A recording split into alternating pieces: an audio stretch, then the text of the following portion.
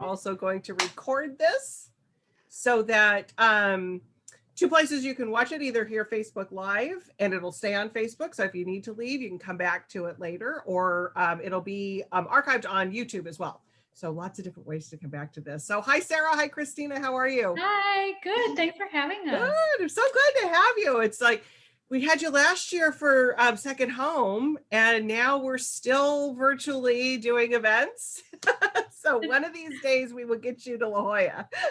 I love that. But you know what, this is really nice to be able to, meet more people and have more people access the, it's so easy and for sure. But I know you have some good friends here in La Jolla, so we got to get you down here. Yeah, so they've been buying their books at your store.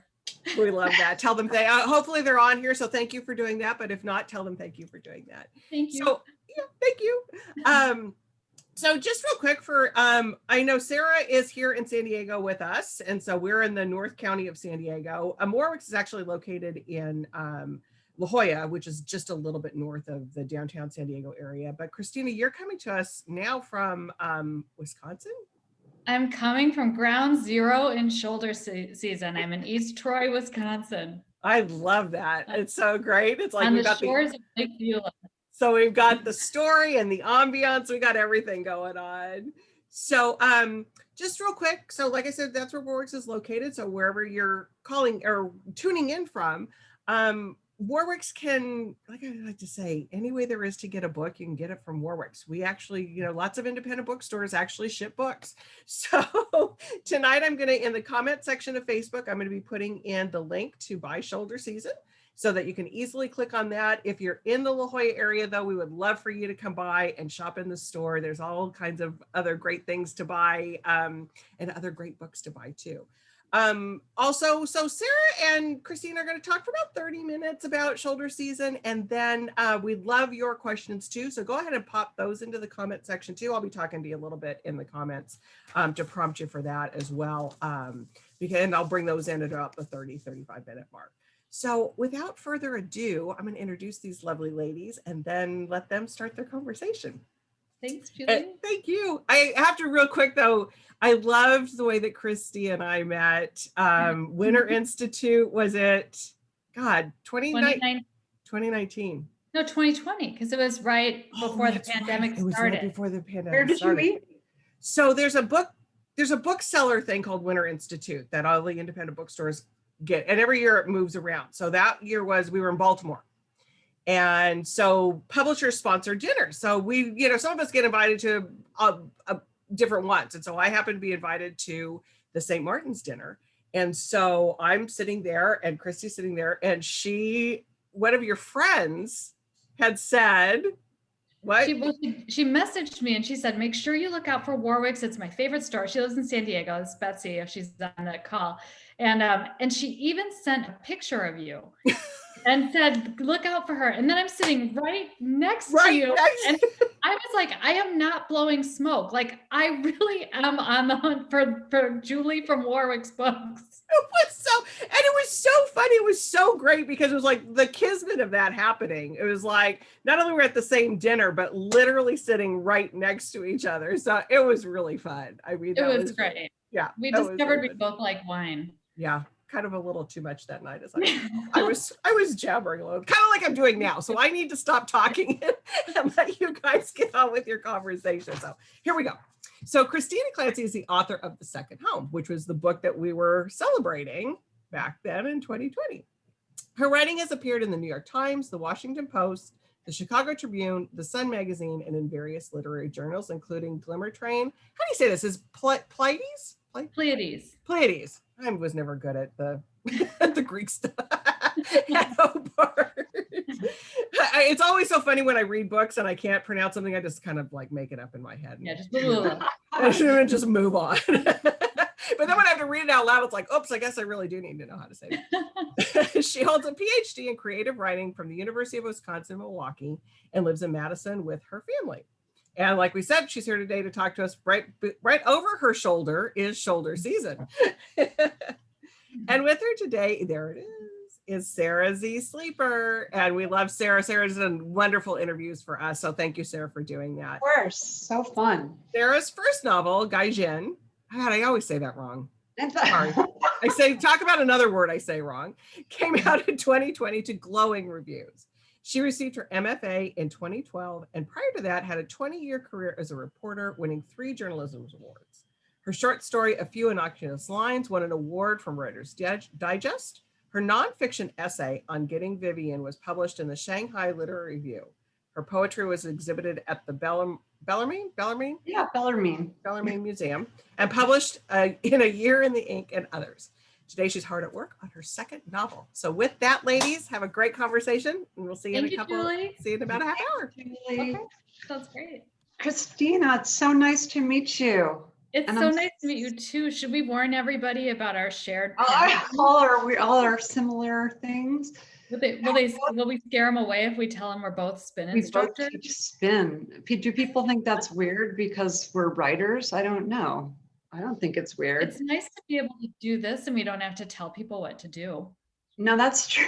Although we could tell people what to do. Oh yes, buy the book.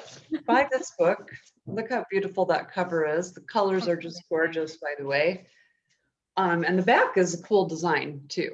And the spine. The spine, yeah. It's really good looking. Okay, so let me tell you that I loved the book a lot.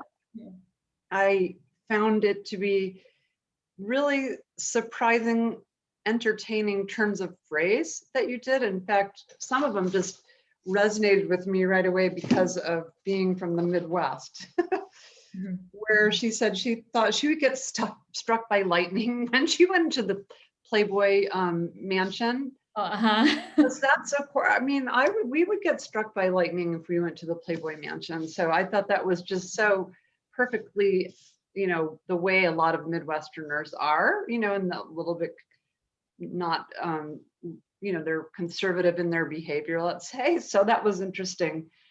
What I would love for you to do is summarize the book if you can. Of course, no spoilers, but I just would like you to explain a little about the plot. Sure. Yeah, it's easy to give away spoilers with the book, so I've had to be really careful because there's lots of twists and turns. Yeah. So the book, maybe I'll just talk about the origin story because then it helps make the book make sense. So I wanted to write a book about somebody who was looking back and experiencing regret and thinking about youth, because I'd run into a bunch of women having lunch that I know from doing, I moderate some literary events here. And they asked me what I was going to work on next. And I said, I'm kind of thinking about some different options, but I definitely want something that's set on our lake. And they were in their 60s and they said, why don't you write about someone our age? Because nobody does. We're so interesting. And, they were laughing and having the time of their life. And I was like, that's so true. And so that's kind of where those are my marching orders when I was starting the book. So I decided to make one of the characters that I was thinking about for my book that I was working on anyway. I was trying to figure out how she ended up on Lake Beulah and in East Troy, Wisconsin, which is where the novel's set. And then I remembered that there used to be a Playboy resort in Lake Geneva, Wisconsin, which a lot of people in San Diego might not have any sense of what Wisconsin is like, but truly, I met the woman who knows the family that sold their farm to Hugh Hefner so that they could build the resort. And it's literally in the middle of farm country where he built a resort in 1969. And it was a very unlikely place. It was near Lake Geneva. It's in Lake Geneva. It's not right on the lake though. And the lake is more known to Chicagoans because really wealthy people tend to vacation there. It's like the Newport of the Midwest. But I started interviewing some people to try to figure out what this woman's life as a bunny might have been like. And before I knew it, I realized that I was going to write a coming of age story about a young woman from East Troy, Wisconsin, which is a town about 15 minutes away. And I was interested in exploring how she changes, but also how the place changes once Playboy became something that was just, or Playboy was established just 15 minutes away. How did that affect life there? How did it change her? So I wanted her to be emotionally stunted. So she's Sherry Taylor, 19 years old. She gets a job at the resort. She's been taking care of her mom until her mom passed away. She's kind of an orphan. And she starts working as a Playboy bunny. She meets a number of different men.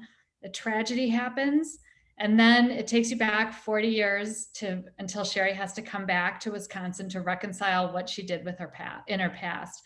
And she finds out things were not exactly as she thought they were. So that's basically the novel in a nutshell. Well, there were a lot of men in the novel. She was having some fun back when she was a bunny. And I found it really interesting I didn't know there was a bunny. Yeah, I keep wanting to call it the Bunny Ranch, but that's not right. The Bunny Ranch is that place in Las Vegas. They don't call it the Bunny Ranch. They call it No, just the resort, just a Playboy resort. But they did live in a dorm, the women who worked there, which is crazy. They lived in a dorm called I called it the Bunny Hutch, and it was surrounded by a 12-foot high fence. Whether that was to keep the men out or the women in, nobody really knows. Wow. Yeah. So Sherry, I asked you this a little bit later, but since we brought it up now, I'll just talk about it now. She's complicated. Your protagonist is a compelling character. And she has sort of a busy, I would say, and chaotic youth, right? Because she's just, her life has not been easy. So I was wondering, when you were thinking about this person later, because you're going to meet her, we're going to meet her later too. What would you say are her sort of defining traits or her compelling characteristics that sort of made her trajectory go the way that it did? Yeah, well, I mean, mostly she's just very naive, like a lot of people. And I mean, maybe I was thinking about this too, because during COVID, like my husband's father, who was elderly, was getting very, very ill, and he just passed away in February. And a lot of people are taking care of parents. And so Sherry had to take, at a very young age, she had to take care of her mom, who was very sick. She had a debilitating illness. And so she couldn't do anything. She couldn't have fun. She couldn't have boyfriends. She couldn't go out at night. Her father had passed away a few years earlier, so it was all up to Sherry. So she really was very naive, and she had been so long in the service of her mom that it was different for her to finally be in service of herself, to have an experience that was for her. So I think that was something that was really interesting to write about, to think about, like some people, like, she's not always likable, which I don't think characters in literature need to be likable, but it's kind of understandable why she could be kind of myopic and get carried away and make bad decisions that serve only herself and not other people, after having been in service of other people for so long. So that was something that I wanted to write about. She's also, she has a really good head for memorization. And her father used to read poetry to her all the time, and she would remember all the poems. And one of the shifts that I wanted to have happen was, I think with poetry, you hear it, but you don't necessarily understand it until something becomes resonant with you. So I wanted to move Sherry to a place where that poetry would start to make sense. So she has a head for poetry. She has a head for numbers. And she's, she kind of was a little bit bullied in high school. She wasn't one of the really popular kids. She lived on the square where most of the kids were like farm kids who came from these big families. So she always was a little bit different. And she really embraces the sisterhood that she finds at the resort. Right. Okay. And, she struck me as pretty fiercely independent, because she kept repeating how she, wasn't going to get married. Sure, kind of going against the grain of maybe what her upbringing had been like, or what most people did. Let's say she just always said, I'm not getting married. I'm not getting married. And that was important to you, to present her this way so that it showed her character or her independence. Yeah, I mean, I think I wanted Sherry, it's not that she didn't ever want to get married, but she didn't want to get married at that time. She was finally having time for herself, which I think, for a lot of women, especially women my age, there wasn't a lot of time before we got married, between, high school, college, and family. So that time really, she wanted to make the most of it. So she was a very independent character. She also really wants to explore the bigger world. She's like so many people from small towns, where she just wants to get out. She thinks that the world's a lot better and bigger and offers her more elsewhere. So that's part of her independence too. So I wonder if people nowadays know what the term shoulder season means, because I don't think younger people necessarily have heard this term. What does it mean, and why did you decide it was the right name for your book? Yeah, well, so shoulder season in resort speak is when it's not peak and it's not off peak. So it's the time in between. So for a lot of places, that's fall and spring. And there was a scene that I wrote where somebody, like, things start to slow down at the resort, and somebody explains to Sherry, they're like, "Oh, it's shoulder season." And the minute I put those words on the page, I thought, that's my title, because it's shoulder season, literally, when things with the big things that happen in the book happen in shoulder season. It's Sherry's kind of in the shoulder season of her life. When she comes back, she's trying to figure out, like, what is life like in the future now that I'm 60? What do I do now? Which I don't see a lot in literature. It's like people thinking about, like, what women's trajectories are past middle age. And then she's also a Playboy bunny. So she's Yeah. exposing her shoulders, which you can definitely see that connection from the amazing cover. Yes, the cover, I said this earlier, but it's just so beautiful. The colors are gorgeous and the design is just really nice. I mean, I think it's really a good looking book. Can I tell you something cool about the cover? What? Tell me. So I love this detail. So the woman who designed the cover, I sent her a message and I said, everybody's talking about the cover. They just love it. It's so beautiful and it just pops when you walk into a store and you see it. And I said, and people even love the paper because it has a really cool kind of almost a grainy texture. Yeah. And she said that she chose that paper for the cover because it reminded her of resort matchbooks. The feeling of the matchbooks. Sure. Isn't that amazing? Yeah, that's so cool. I was thinking at first, like, the stationery that they put in your nice room when you're at a resort, that too has that nice texture to it. Oh, yeah. And, you were saying a minute ago about sometimes literature doesn't cover older women. And I think of Alice Munro because she's a, writer that writes about older women, but I agree with you completely. I will never write another 20-year-old character. I wrote one and it was not as interesting. It was more interesting from an older perspective. That's what I thought. Did you have a feeling like that where you said you started with the older woman in mind and then you have to go back? Yeah, it's hard because I remember I hate talking about a book because I really like this book, so I don't want to sound like I'm being critical of it. But I remember when I read, like, Water for Elephants, and you have, like, the younger character and then he's older. And to me, when I was reading it, I sometimes was like, is that the same character? Like, does it feel like two different characters? And maybe we change enough in our lives that we are kind of like a different character later on. But I was thinking a lot when I was writing that I wanted the adult Sherry to still seem like the Sherry who is younger, but she's just a little wiser, She does seem she's sassy. Yeah. And she's, we're all kind of goofs. I think there's I've been thinking so much about the coming of age novel because this is considered a coming of age novel, but, like, what does it mean to come of age? In some ways I feel like for Sherry, she can't come of age until after the novel ends.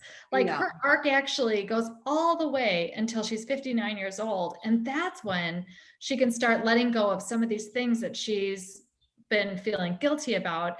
And then she is going to be able to enjoy her, the next years. And I love the incorporation of poetry. That really resonated with me. I write poetry and love it also. So I do think there are certain poems at certain times, and clearly the ones you included here were at the time that she was able to really understand it, is what it seemed like.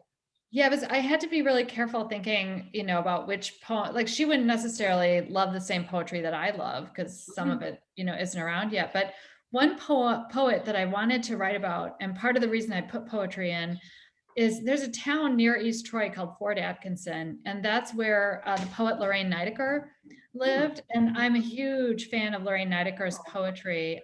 That's the line, time is white, mosquitoes white. And when I was teaching at Beloit College, we would have field trips with the students to go visit where she lived. And Oh, I wonderful. thought, if Sherry's dad, who loved poetry, was in that area, he might have known Lorraine Nidecker. So I kind of wanted to bring her into the story a little bit. So a lot of the poetry was in service of getting to Lorraine Nidecker. That's very cool. I love that. I have a poem taped to my desk by Mary Oliver. As a matter of fact, these women poets were so inspirational in so many ways, I think. So it's wonderful that you put a tribute to her in there too. Well, and for those of us who grew up reading and listening to poetry, it does pop in your head all the time. Yeah. Like just every now and then, like that line about look in the mirror, look at your distress. Like I think of that when I look in a mirror. It's not just, I wasn't putting that in there to make the book seem literary. Right. So I mean, I have a Pablo Neruda poem on my desk too, because it's, it just strikes my creative chord. So I think we find those ways to include those things for sure. But okay, so place is obviously very important to you and to your books, and same with your first one, which was in Cape Cod, and then this one's in Wisconsin. I have family in Cape Cod, by the way, too. So it's another. We're destined to meet. But I didn't get the chance to read that one yet. But would you talk a little about how you see place in books, or in your book specifically? It seems like it almost has a character of its own. Yeah, it's interesting. I was actually just kind of writing an essay about this. So I was in the bookstore that's here in East Troy, and I was chatting with a woman who's actually getting an MFA in fiction.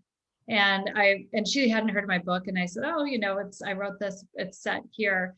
And she said, oh, I hope you didn't give it a fake name, we make the town like anonymous, a pseudonym for the town. Okay. Yeah. And she said something interesting I've been thinking about a lot. She said, Midwestern writers are hesitant to name actual places. But how many books have we read set in New York where they're like on 10th Avenue, or, like where they have actual markers of where places? And she was saying why it's so weird that we don't talk about place. And that resonated with me because with the second home, I knew I wanted my family to be from Milwaukee, but I started writing them as if they were from Evanston, Illinois, which is a lot like the east side of Milwaukee. That's where I was born, Evanston. Oh, there we go. I love Evanston. It's beautiful. But one of my friends was I was struggling because I was like, I don't really know what the culture is like where would my characters live? And my friend Valerie Lakin, who's a wonderful writer, she said, just set it in Milwaukee. They're from Milwaukee. Why wouldn't you? And I was dumbfounded. I thought, why wouldn't I? What? There's no good reason for us to not base things in place. And it's interesting too to think about how, when I was thinking about the Playboy Resort, how could I ever make up that place? It's so weird. You could never write about the Playboy Resort without actually making it in Lake Geneva, or else somebody actually really early on when the book first came out, somebody gave it 1 star and they said, you expect me to believe there was a Playboy Resort in Wisconsin? So at least people can look it up and see I'm not making this up. There really were bunnies who would dress up in their Playboy costume and supervise Easter egg hunts, and Boy Scouts who would win merit badges, and the prize would be to sit at the bar at the Playmate bar and have lunch and get served by bunnies.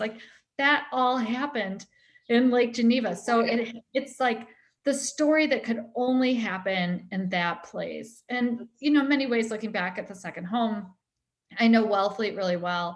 I think some people think I was trying to make my book like a beach read instead of the beach, but I actually was much more interested in life in Wellfleet because my grandparents lived there year round, and we would volunteer. We would deliver Meals on Wheels with them. We'd go to library board meetings.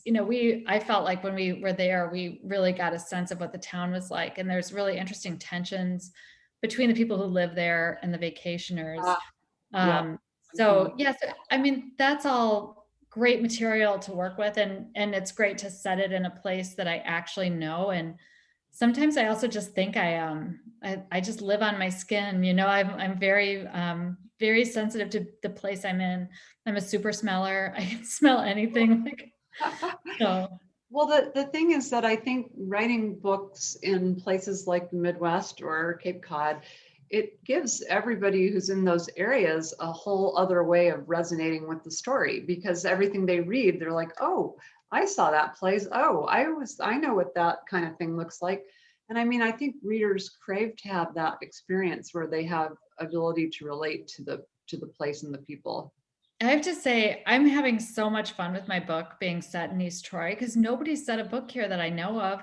Right. And I just got an email today from someone who grew up here, and she said, I loved East Troy so much. It was so special to me. People think I'm crazy for loving it so much, but during the 70s and 80s, it really was as special as you say, because the resort and Alpine Valley, where there was a music amphitheater, which is like where Yeah. Stevie Ray Vaughan died, and all the big musicians would play. She's like, it just felt so special. It felt like it was the center of the world. And she said, even now, she doesn't live here anymore, but she comes back every year and she parks near her old house on Lake Beulah. And she just walks around to smell the pine trees and the gas and the lake and the wet dirt. And she said when she read my book, like that all resonated with her. And it's nice to feel like a place that's special to you is acknowledged as special for the world. Well, I mean, I snuck in our lake place in a book I wrote about Japan. Mhm. I snuck in the name of the lake in Michigan because I just wanted it there, and it was relevant to the story. But I just think people do love to have place stories with as much detail as you provided. You really did a magnificent job with the description, and that can be not as interesting if it's not written well. And you made me feel like I was just right there the whole time. Oh, that's great to hear. I also feel a little bit like with shoulder season, like a lot of people who aren't from the Midwest have ideas about the Midwest, They have and they no think idea. that, They don't know yeah, me. I was just talking to someone about this. I was watching this episode of The Bachelor when Chris Sewell's, the guy from Iowa, Yeah. well, he got in a lot of legal trouble and Yeah. stuff after that. But Car crash, I he, think something. whenever they had a scene, like they had the hometown date in Iowa and the women would come there and then they played horror music as a soundtrack.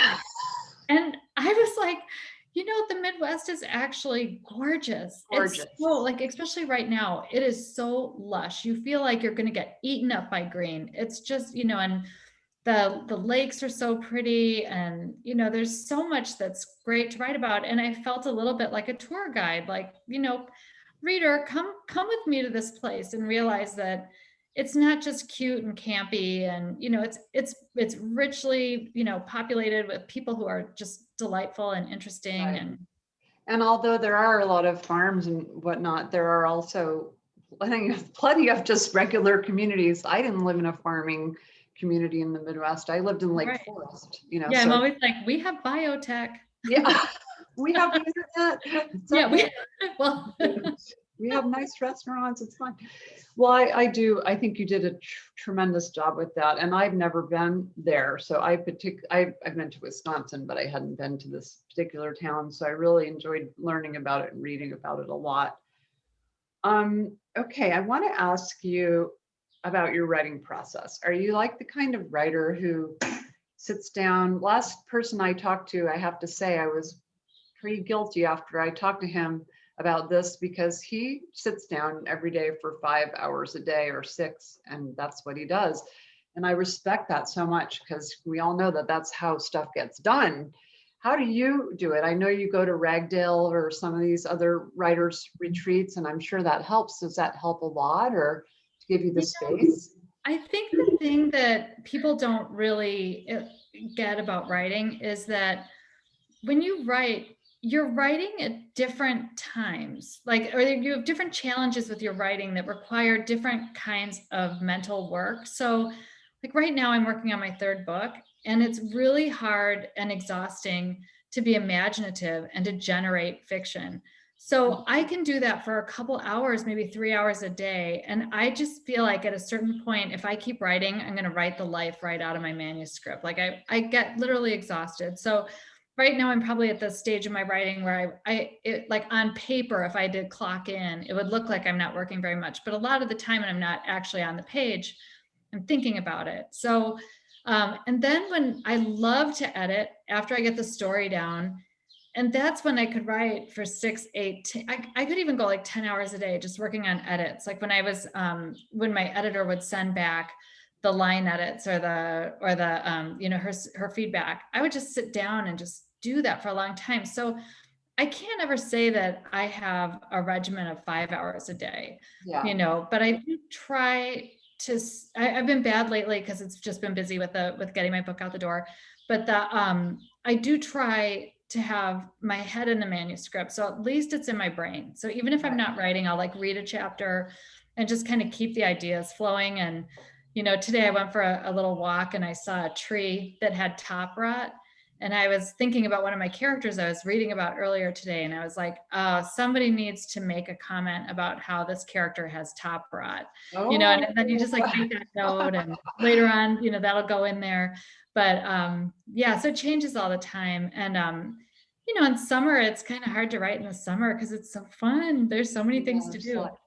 Well, I think people who might not understand that the most important part of writing is the thinking. So it's like, I agree with you. It's 2 hours, 3 hours, that's good. And I think editing is probably a little easier because it's just sort of cleaning things up. It's not usually making huge creative choices at that point, would you say? Yeah, I mean, it can be, it's kind of scary when you edit and then you make a big edit and then you're like, uh-oh, here we go. This is going to have to change a lot of things. But think how good it feels when you cut something out and you're like, I should have cut that out. That was the right thing to get rid of. yeah, well, a shoulder season, when I originally worked on the original manuscript, it had all these subplots and other characters. And I remember my editor and I had a call and she said, what if you just focus more on Sherry's trajectory and her coming of age? And at first I was like, oh my gosh, I'm gonna have to cut so much.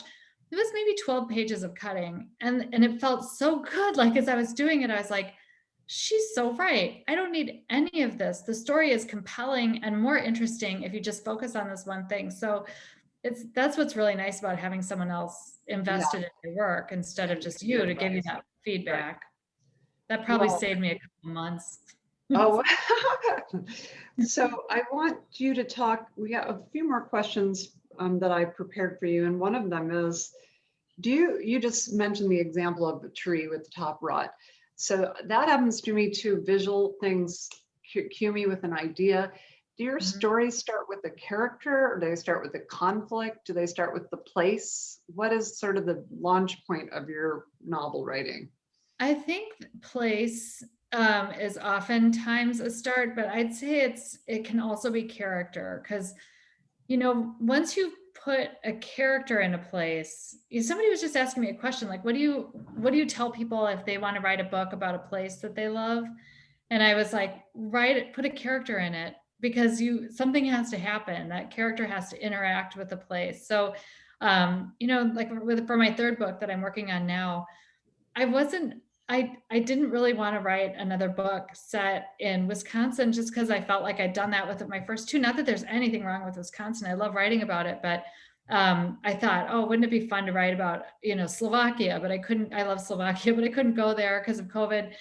And then I just got this idea, like I walked past this house, this compound on a lake, and I was like, oh my gosh, I just couldn't stop thinking about it. And as my friend says, you just have to write where the juice is. So then, there I started with the place, and then all of a sudden the people just started like emerging, like they came out from behind the curtains, and it's really, I'm having fun with it. Where's the place? It's on Lake Geneva. It's at this housing compound called Congress Club that has 10 cottages. And they, I'm actually stealing your thunder for probably you might be asking about what's coming next. So I'll talk about that. But there's 10 cottages and they're really cool old Victorian. I'm a sucker for an old cottage.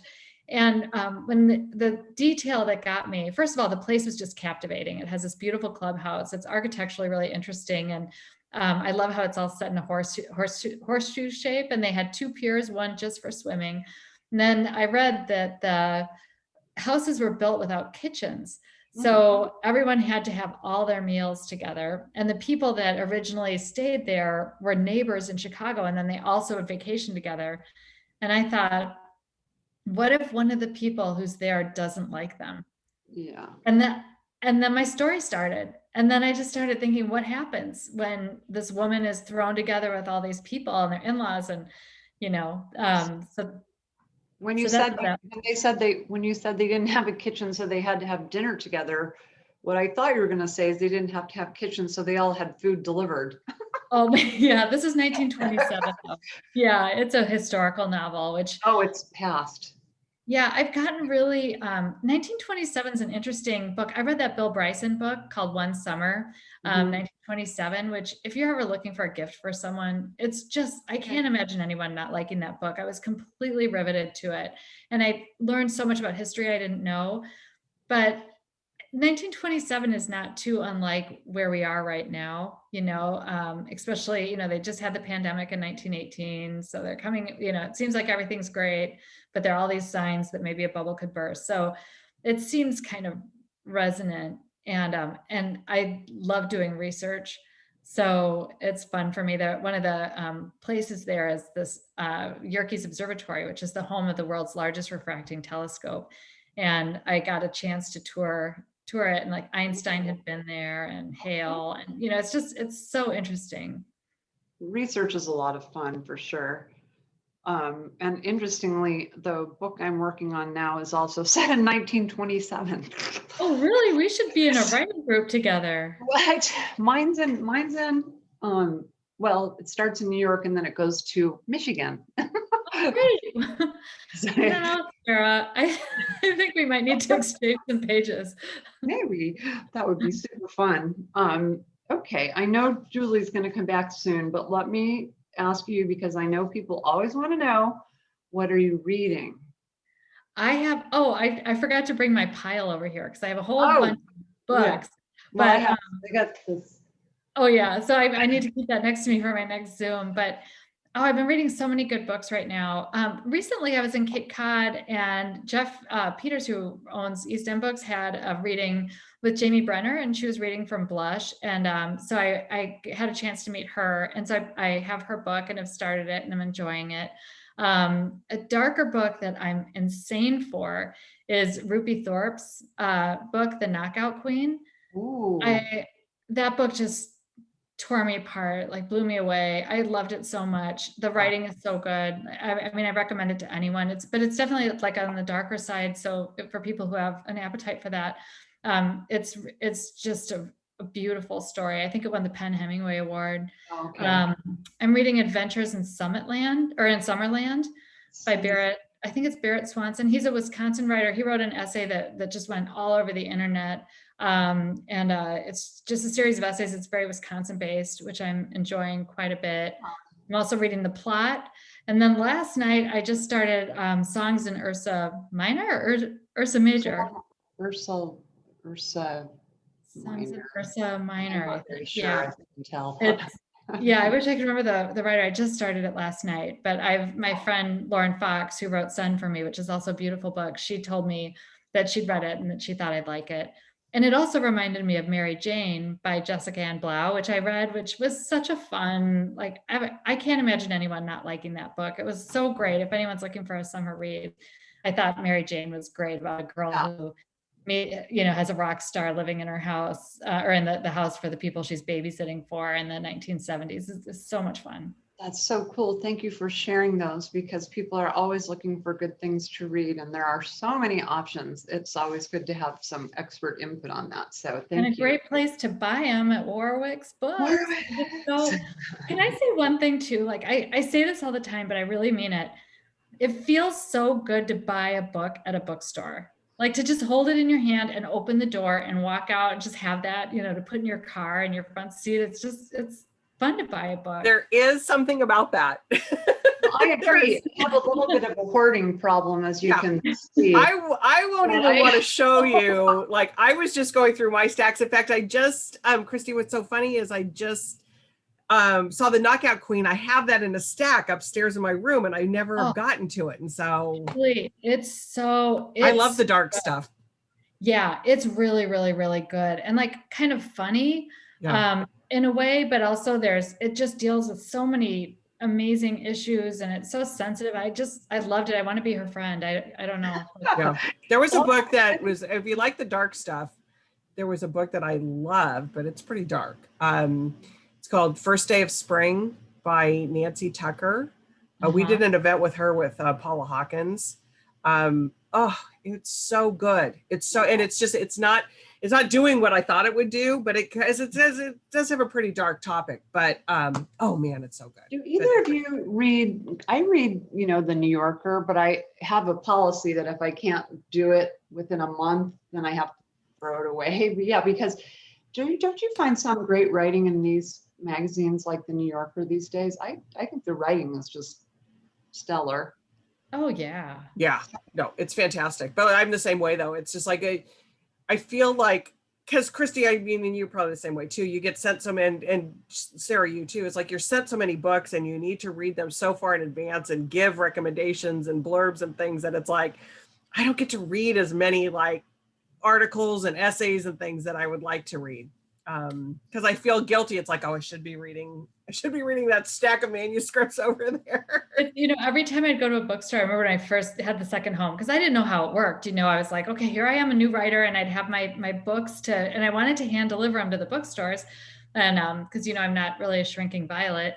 And but I was so nervous. And then I'd go in and I'd hand it to him, and you could just see the bookseller and they're so nice, but you could see that it's like, to me, it's a big deal that I have my ARC. And I thought they'd be like a high school marching band would walk past, like, these books here, they're like, great, and so, Yeah. They don't want to show you the back room that's literally shelves and shelves of books just for that year or season. I mean, each season we get hundreds of books. I mean, it's crazy. Well, on the positive side too, there's so many people writing good books these days. Exactly. Yeah, so which is so great. And that's the hard part though, is there's so many good things and there's just not enough time to read them all. Yeah, I don't know how you do it. And I mean, maybe a lot of it's just word of mouth. I think that's the best way to find out about books, is to say. It truly is. But I have to say, Christy, too, I've been loving watching you, because it's like you're in this perfect golden hour of light. You're at a lake. It's about the book, about the shoulder and second home and shoulder season. It's like the whole thing. Can you see the lake out there? Oh, see, look at that. I mean, just the whole ambiance. Wow. My daughter calls it ambiance. That is so funny. You just have some great comments in the Facebook over here. I don't know if Julia Claiborne Johnson is still with us. Julia.